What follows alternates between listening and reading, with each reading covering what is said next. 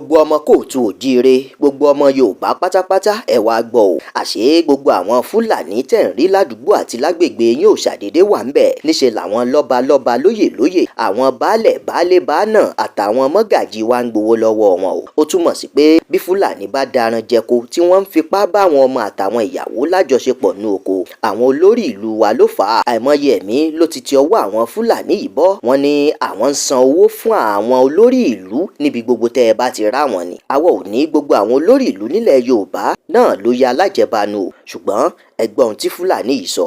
Wait, so did you know that 95% of the Fulanis that you are seeing in your village, we always used to pay your traditional rulers before we landed into your village?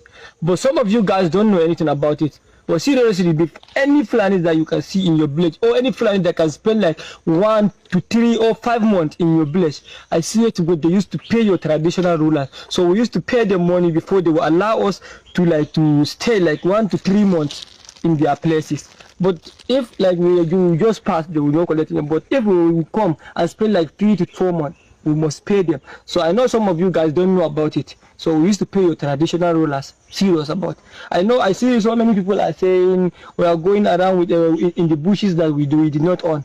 Which I say we used to pay for it. Actually, your traditional rulers, I swear we used to pay them. If we will spend like 1 to 2 to 3 months, we'll go and find them. We'll give them money, they'll collect. Before we will stay.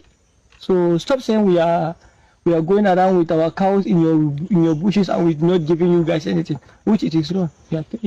We are paying, I say. Zam. Ó ní kẹ́nikẹ́ni ọmọ sọ pé àwọn ń daran jẹko torí wípé àwọn ti sanwó ẹ̀ fáwọn olórí ìlú wa.